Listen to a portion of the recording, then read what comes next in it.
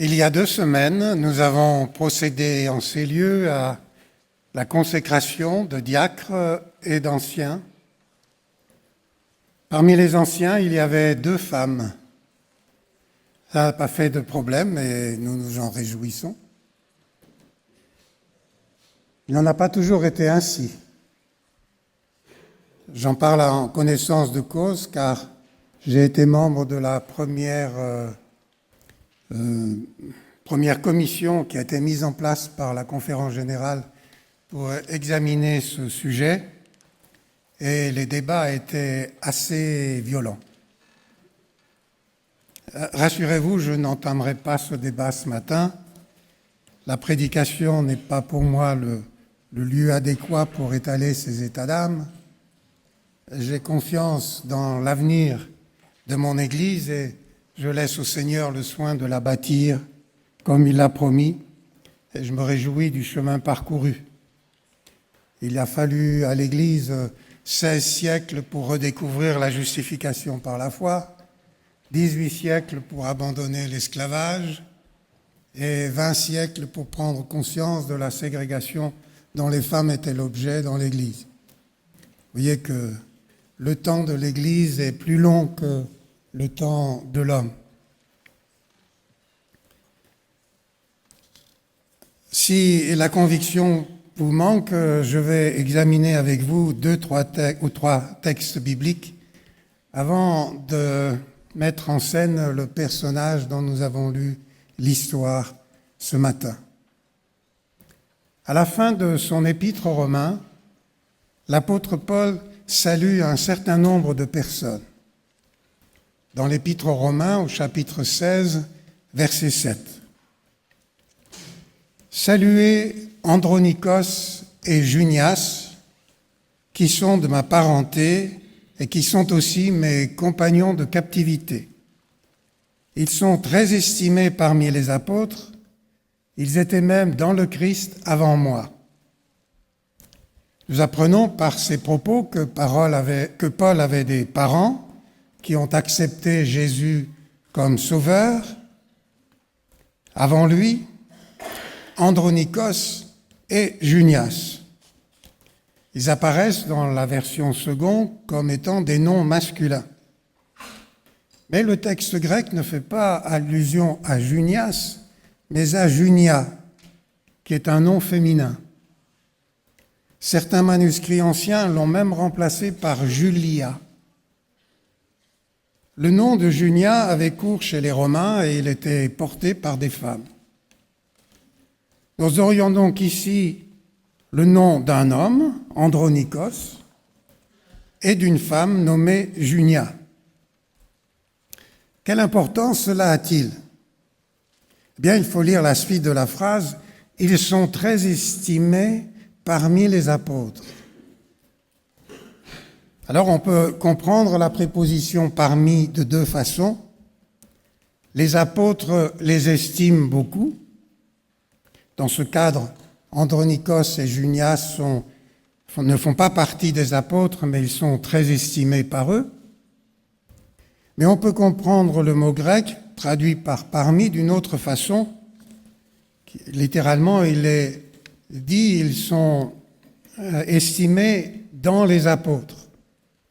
Dans ce cas, on peut traduire qu'ils sont très estimés du fait qu'ils font partie des apôtres. Nous aurions là une référence à une femme qui exerçait un ministère d'apôtre. Et la Bible catholique de Jérusalem traduit justement de la façon suivante, si on veut bien vous le montrer, « Ce sont des apôtres marquants qui m'ont précédé dans le Christ ». Les 12 compagnons de Jésus ne semblent pas avoir été les seuls à être appelés apôtres. Des personnes en dehors de 12 ont exercé au 1er siècle un ministère d'apôtre. L'apôtre est dépositaire d'une certaine autorité. Il est en quelque sorte le ministre plénipotentiaire de celui qui l'envoie ou de la communauté chrétienne dont il dépend. Paul s'est dit apôtre. Par la suite, ce terme a été abandonné sous l'effet des faux docteurs qui abusaient de ce titre. Pour Origène, exégète du début du IIIe siècle, Junia, l'apôtre, faisait partie des 72 dont l'évangéliste Luc parle au chapitre 10 de son livre. Il était envoyé de porte en porte par Jésus pour annoncer que le royaume de Dieu s'est approché. Quoi qu'il en soit, Junia fait partie de ceux dont l'apôtre déclare dans 1 Corinthiens 12, verset 27, je cite, « Vous êtes le corps du Christ, vous en faites partie chacun pour sa part. Or Dieu a placé dans l'Église premièrement des apôtres, deuxièmement des prophètes, troisièmement des maîtres. » Junia est donc une femme à qui Dieu a donné une autorité première dans l'Église. Avec Andronikos, elle est dite prisonnière de Jésus-Christ, c'est-à-dire entièrement à son service, comme les Paul. Vous me direz peut-être que le mot « apôtre » n'a pas de féminin. Certes, mais dans notre langue française, il y a aussi des mots qui n'ont pas de féminin, comme « chauffeur ». Ça n'empêche pas des femmes d'être chauffeurs de bus ou de conduire des camions. Et nous n'hésitons pas à dire de nos sœurs des anciens de l'Église. Alors, nous pouvons sans problème les appeler sœurs, comme le fait l'apôtre Paul dans son épître à Philémon. En introduction à son épître à Philémon, l'apôtre Paul donne les noms des personnes à qui il s'adresse. Alors, je cite le texte.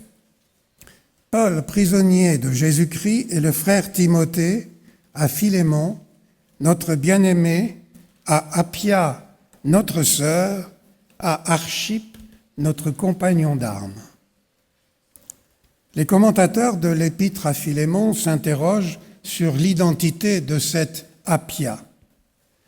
Est-ce que ce serait la femme de Philémon, une de ses parentes, une diaconesse peut-être comme Phoebé, qui selon l'épître aux Romains est au service de l'église de Sancheré? Quoi qu'il en soit, Appia est nommé entre un collaborateur bien-aimé et un compagnon d'armes. Et pour mieux voir sa position, réorganisons la phrase. Voici comment elle apparaît. Le frère Timothée, Philémon, notre collaborateur bien-aimé, Appia, notre sœur, et Archippe, notre compagnon d'armes. Donc, vous voyez déjà, d'une part, que Appia est entre un collaborateur bien-aimé et un compagnon d'armes, et puis que le frère Timothée, qui lui est le disciple de l'apôtre Paul qui a charge de plusieurs églises, est appelé frère, et qu'Appia est appelée sœur. Simplement par la position dans laquelle ces personnages sont mis en place, conclure que Appia était une femme qui occupait une position très importante dans l'Église, à l'égal de Philémon, qui était appelé frère, et elle pouvait être appelée dignement sœur.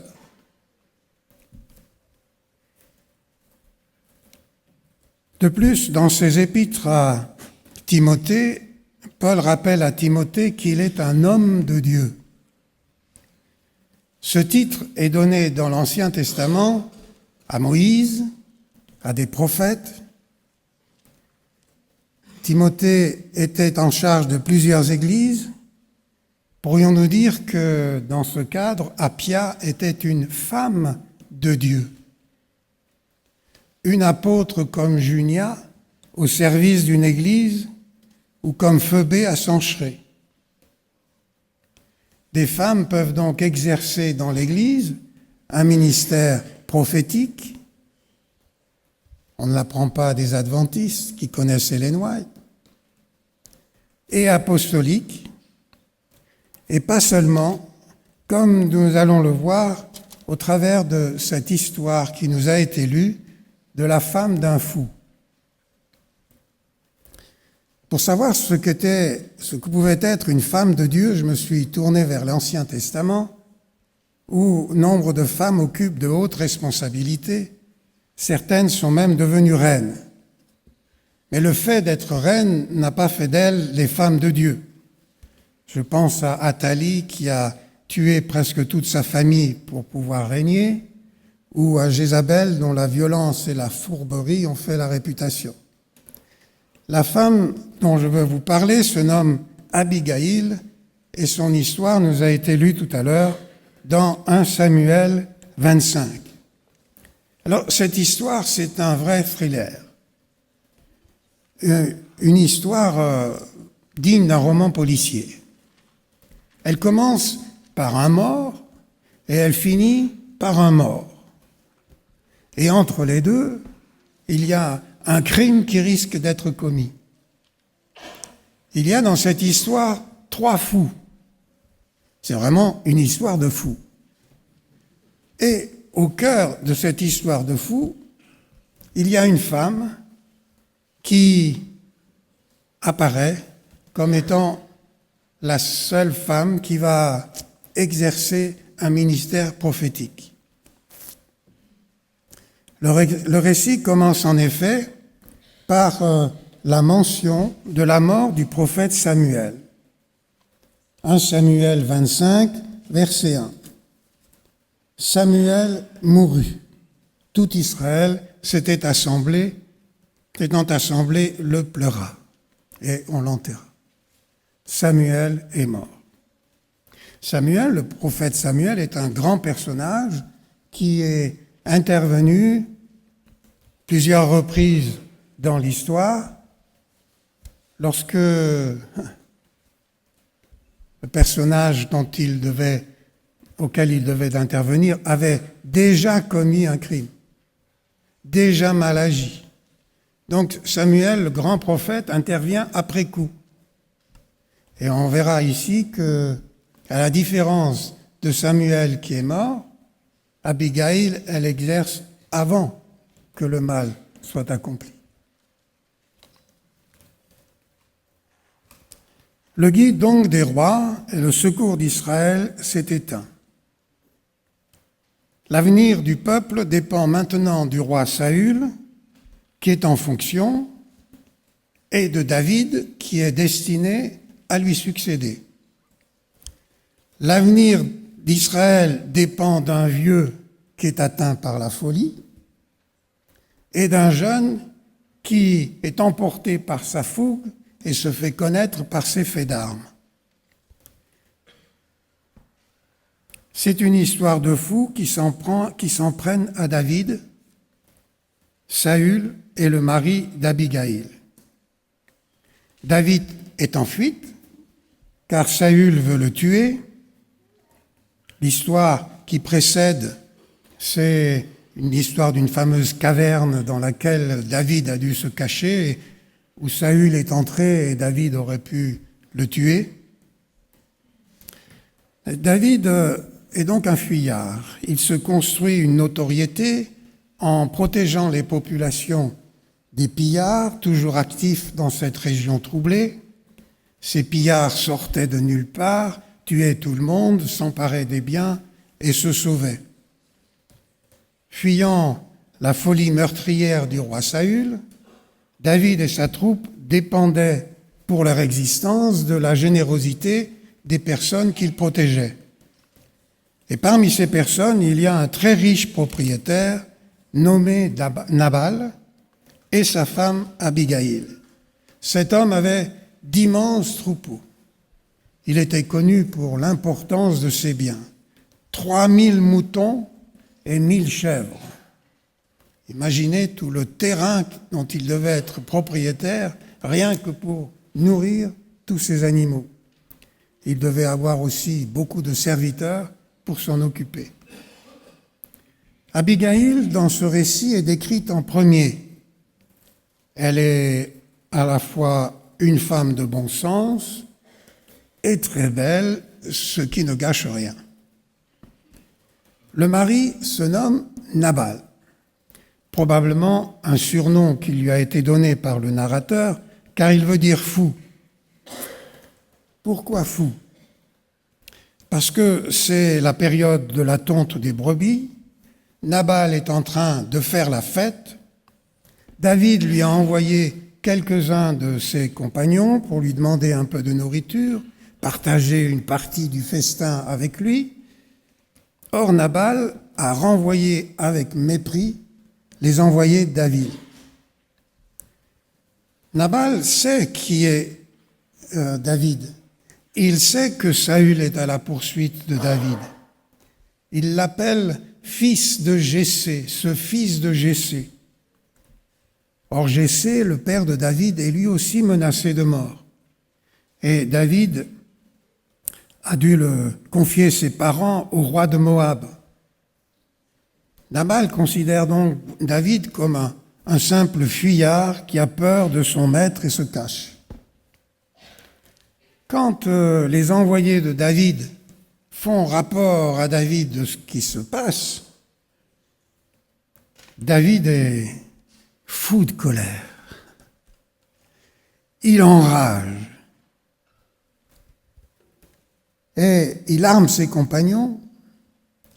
Il se prépare à anéantir Nabal et toute sa famille, serviteurs y compris.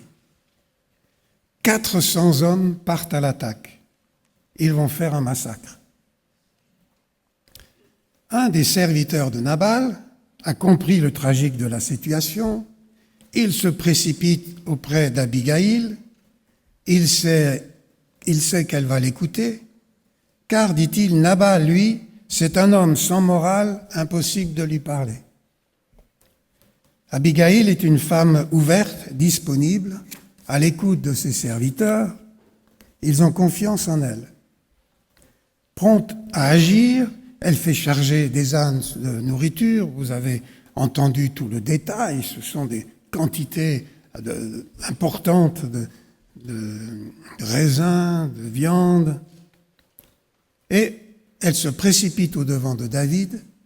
Elle l'apaise de ses propos et il revient de sa colère. Abigaïl a sauvé sa vie, la vie de sa famille et de ses serviteurs, mais aussi le règne de David, comme nous allons le voir. Alors, je vous propose de voir en quoi Abigaïl se montre une femme douée de sagesse et en quoi elle est une femme de Dieu. Ou plutôt, comment en tant que femme de Dieu, elle se montre douée de sagesse. Le texte ne dit jamais qu'elle est une femme de Dieu, mais le lecteur a la possibilité de le découvrir. Abigaïl est présentée comme l'image inversée de son mari. La description d'Abigaïl est sans ambiguïté, pleine de louanges, alors que celle de Nabal est sans aucun doute désobligeante. Le verset 4 nous dit que Nabal était descendant de Caleb.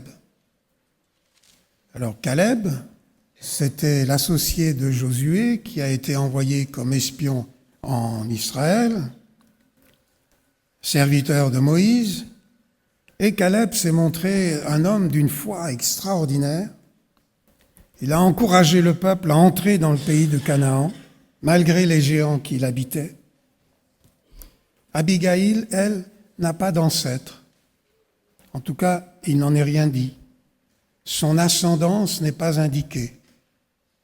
Ainsi, en dépit de son bel et noble ancêtre, Nabal se montre une personne ignoble et scandaleuse, alors qu'Abigaïl, sans avoir une haute lignée, se conduit avec beaucoup de noblesse. Nabal se montre très avare. Il est introduit dans le récit par la grandeur de ses possessions, l'importance de ses troupeaux. Abigaïl, au contraire, se montre généreuse. La nourriture qu'elle donne à David et à ses hommes, ils sont 600 en tout, elle en fait un cadeau. Elle n'attend rien en retour. Ainsi, Nabal est introduit par ce qu'il a et Abigaïl est présentée par ce qu'elle est. Le narrateur suggère que ce qu'elle est plus important que ce qu'elle a. Son caractère est plus admirable que ses origines ou ses possessions. On ne juge pas une personne à son passé ou à son histoire, mais à ce qu'elle est, ce qu'elle représente. Selon le serviteur de Nabal, celui-ci est un homme auquel il est impossible de parler. Il n'écoute pas. À l'inverse, Abigail est une femme à qui on peut se confier et qui agit dès lors qu'on lui donne des informations. On a l'impression que ce n'est pas la première fois que Nabal a montré sa folie et que les serviteurs ont eu recours à sa femme. Nabal s'est montré méprisant à l'égard d'un homme qui lui fait humblement une requête, et Abigail se présente humblement devant un homme en colère. David, en effet, vient de dire ceci. Que Dieu fasse ceci à David et qu'il y ajoute cela, si je laisse subsister jusqu'au matin un seul mâle de tous ceux qui appartiennent à Nabal. David prend Dieu à témoin qu'il va massacrer toute la maison de Nabal. Il l'avait protégé jusqu'à présent. Maintenant, il va lui faire tout ce que les bandits faisaient quand ils assaillaient les éleveurs de moutons. C'est curieux comme aujourd'hui encore on peut se servir de Dieu, quel que soit le nom qu'on lui donne, pour faire du mal et pour massacrer des gens. Au nom de Dieu, on est prêt à tuer. David prend Dieu à témoin qu'il va massacrer non seulement Nabal, mais aussi tous les innocents qui l'entourent. Mais Abigail va réussir à modifier la conduite de David. Rappelons-nous. Lorsque Abigail aperçut David, elle s'empressa de descendre de l'âne. Puis elle tomba face contre terre, prosternée devant David. Tombant à ses pieds, elle dit « À moi la faute, mon Seigneur. Laisse-moi te parler, je t'en prie. Écoute mes paroles, je suis ta servante. » Ainsi, Abigail ne se prend pas au sérieux. Femme d'un riche propriétaire, habituée à être obéie par une kyrielle de bergers et de serviteurs, elle descend de son âne, se jette à terre aux pieds de David. Elle prend même sur elle une part de la faute commise. « À moi la faute », dit-elle. Et elle se considère déjà par anticipation comme une esclave, une prise de guerre de David. « Je suis ta servante ». Quelle humilité manifestée par cette femme. Et après cette introduction, elle présente même des excuses. Je lis, « Je t'en prie, ne fais pas attention à Nabal. C'est un homme sans morale, il est comme son nom. Son nom, c'est Nabal, fou. Il y a chez lui de la folie. Et moi, je n'ai pas vu les gens que tu as envoyés. » Nabal est fou, comme son nom l'indique. On ne peut s'attendre de lui, de sa part, que de la folie. On ne peut pas s'en prendre à un fou quand même. Quant à elle, eh bien, elle était totalement ignorante de la demande faite, ce qui laisse entendre que si elle avait été là, si on lui avait demandé, eh bien, elle aurait agi dès qu'elle aurait été informée. On ne peut pas non plus s'en prendre à une innocente. Et après cela, Abigail retourne la situation. Si elle est venue, c'est pas tant pour sauver sa vie que pour sauver David. C'est Dieu qui l'a envoyée pour sauver David. Elle dit, « Maintenant, par la vie du Seigneur et par ta propre vie, c'est le Seigneur qui t'a empêché de verser le sang et d'assurer toi-même ton salut. Que tes ennemis, que ceux qui cherchent à te faire du mal soient comme Nabal. » Il y a beaucoup de choses dans ces propos pleins de sagesse. Tout d'abord, le fait que son intervention est providentielle. Elle survient à un moment crucial dont Dieu a l'initiative. Cette intervention a pour but de lui éviter de se trouver dans la situation de Nabal. Celle-ci est réservée à ses ennemis, parmi lesquels en particulier Saül. Investi par Dieu pour être le roi d'Israël, David n'a pas à se défendre. C'est ainsi qu'il s'est conduit jusqu'ici dans ses rapports avec Saül. Il avait l'occasion de lui retourner la lance que Saül avait lancée contre lui. Il a eu l'occasion de le tuer dans la caverne où il était entré. Il ne l'a pas fait. Chaque fois que le roi était à sa merci, il a épargné le roi. Ensuite, si David avait massacré les bergers, il se serait fait une réputation horrible parmi le peuple d'Israël, une réputation d'homme violent. Et parvenu au pouvoir, ses sujets l'auraient plutôt craint que respecté. La violence suscitant la violence, il aurait sans cesse été en danger d'assassinat, de vengeance. Abigail le souligne à la fin de son discours, je cite, « Lorsque le Seigneur t'aura fait tout le bien qu'il t'a promis et qu'il t'aura institué chef sur Israël, tu ne risqueras pas de chanceler ou de trébucher dans ton cœur pour avoir sans raison répandu du sang et pour avoir voulu assurer toi-même ton salut. Lorsque le Seigneur t'aura fait du bien, tu te souviendras de moi. » Ainsi,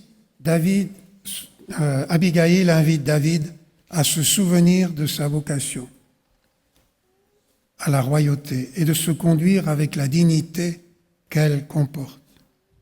Elle sait que le destin de David dépend de Dieu.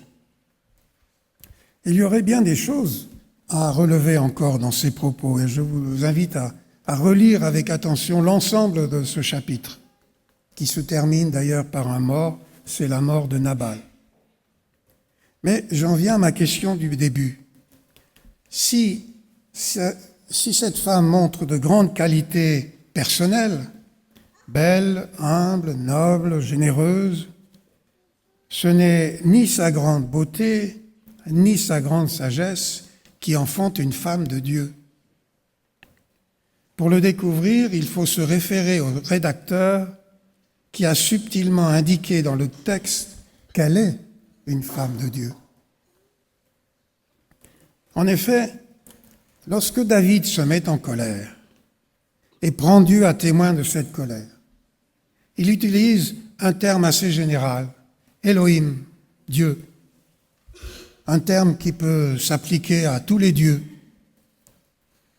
Mais tout au long de son discours, Abigail ne parle pas de Elohim, et elle parle de Yahvé. Abigail mentionne Yahvé, le Dieu personnel d'Israël, celui qui s'est révélé à Moïse comme étant le Dieu lent à la colère et riche en bonté. Et pour bien souligner que c'est cela qui fait toute la différence, le rédacteur met dans le nom de Yahvé 7 fois dans la bouche d'Abigail. Ce qui fait de cette femme une femme de Dieu, c'est sa relation intime et personnelle avec Dieu, avec Yahvé. Et par intime, je comprends qu'elle a compris quel Dieu elle adore et elle a conformé sa vie à sa découverte. Vous me direz peut-être que la formule « femme de Dieu » est exagérée. Timothée, comme Moïse, comme Élie, étaient appelés hommes de Dieu parce qu'ils avaient charge du peuple, charge de l'Église.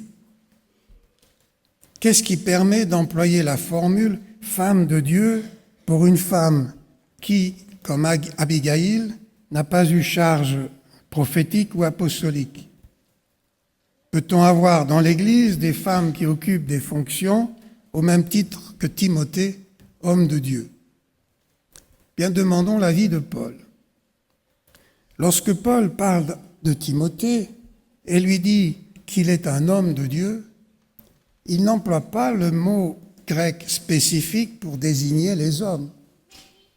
il emploie un mot qui désigne les humains en général, qui comprennent des hommes comme des femmes. Timothée est un humain de Dieu. Ainsi, nous pouvons tous, hommes ou femmes, être des humains de Dieu.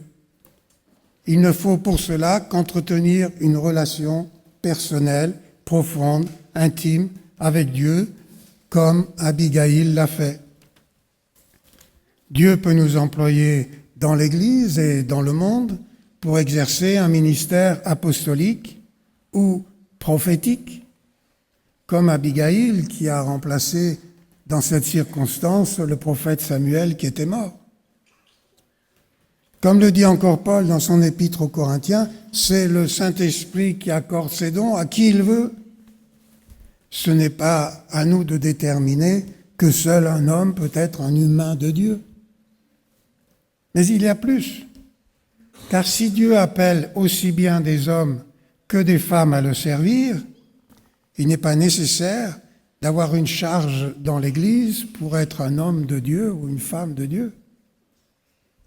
Ce n'est pas la fonction que l'on occupe qui fait de nous un humain, mais c'est ce que l'on est. De même, ce n'est pas la fonction qui fait d'un humain un homme ou une femme de Dieu, mais c'est sa relation avec Dieu.